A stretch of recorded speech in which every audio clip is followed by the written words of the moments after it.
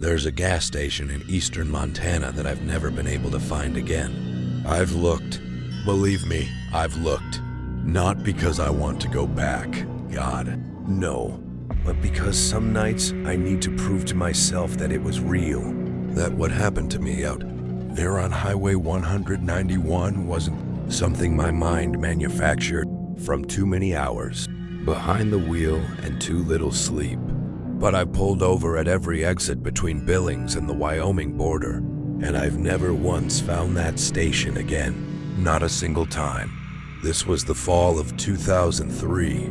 I was 51 years old, doing a solo drive from Minneapolis back to Boise after settling my mother's estate. Emotional trip. Exhausting trip. I had been on the road for 2 days, and I was trying to push through the night because I wanted to sleep in my own bed. My own bed. That's all I wanted. Montana at 2 in the morning is something most people will never experience. And honestly, that's probably for the best. There's a darkness out there that doesn't exist anywhere else in this country. A total, complete absence of light that makes you feel like the highway is the last road on Earth. No moon that night, just my headlights cutting a pale tunnel through all that nothing. My fuel gauge had been sitting on a quarter tank for longer than I was comfortable with, and I kept telling myself the next exit would have something. It always does. Except out there on 191, it doesn't. Not for long, empty stretches. So when I spotted a glow off to the right, that familiar orange-yellow bloom of gas station lights, I felt genuine relief. The kind that loosens your shoulders before you even realize they were tight. I pulled off at what I can only describe as an unmarked exit. No sign that I can recall. Just a right turn and a gravel apron that led to a single island. Pump station. 2 pumps. A small cinder block building. 1 buzzing fluorescent light outside that kept cycling between bright and dim like it was breathing. The kind of place that was probably built in the 1960s and never once updated. There was one other car there. A brown sedan parked off to the side, away from the pumps. Engine off. No one inside that I could see. I climbed out and stretched, and the cold hit me immediately. Sharper than I expected for September. The wind off the eastern plains has a particular quality to it, a dryness that makes your eyes sting. I remember standing there for a second, just listening. No traffic on the highway, no insects, no wind at that exact moment. Just the buzzing of that fluorescent tube overhead. I started pumping gas, and that's when I noticed the cameras. Most gas stations have them mounted to watch the pumps, right?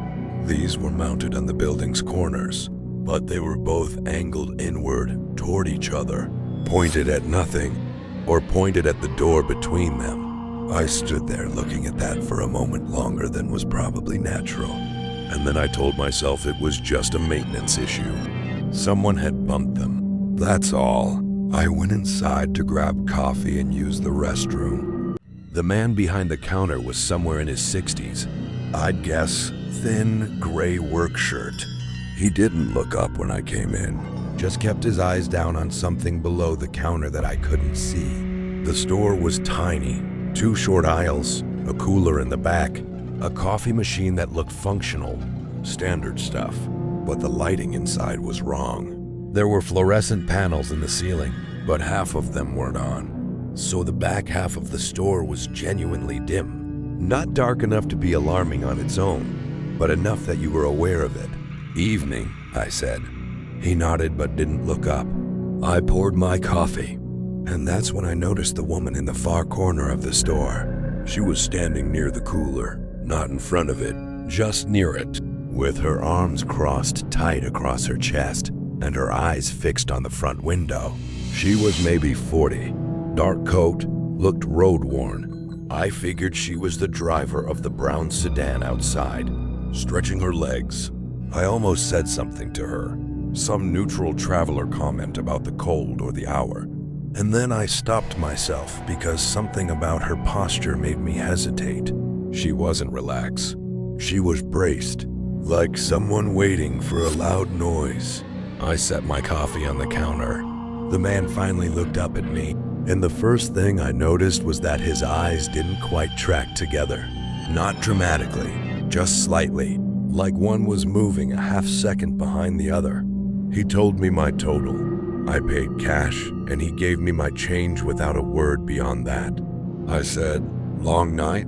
He said, "You should get back on the road soon as you're fueled up." Not unkindly, not like a threat, just matter of fact, the way you'd say it if you were giving someone genuinely useful advice. I glanced back at the woman in the corner. She still hadn't moved, still hadn't looked away from the window.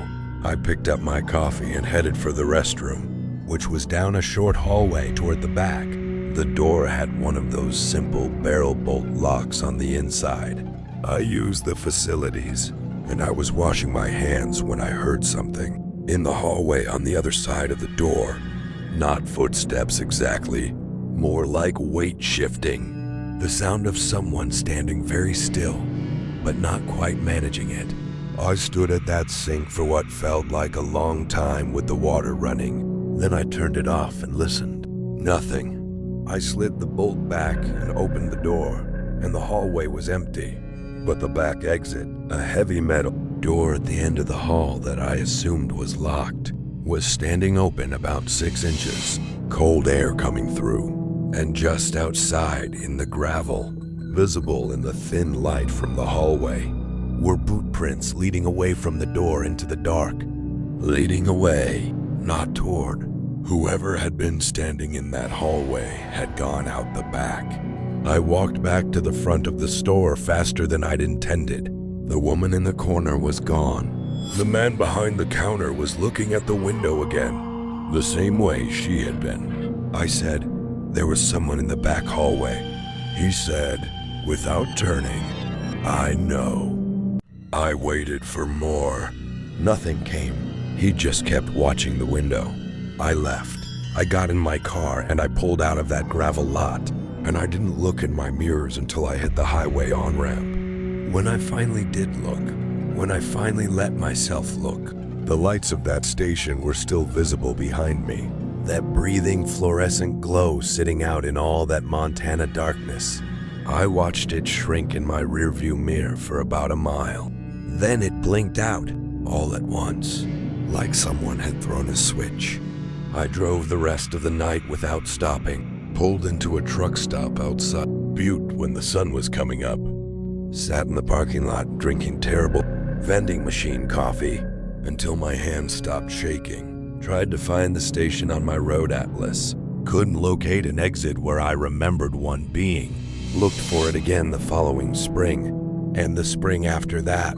I've never found it, and I've never found any record of what happened at a gas station on Highway 191 in the fall of 2003. But every now and then, late at night, I'll come across a missing persons report from rural Montana around that time, and I'll read it all the way through, just to see if anyone mentions a brown sedan. So far, nobody has. If you've ever stopped somewhere that didn't feel right, somewhere your gut told you to leave before your brain caught up, I'd like to hear about it. Drop it in the comments. And if this story found you at 2 in the morning on a dark stretch of highway somewhere, maybe slow down a little and pay attention to the cameras.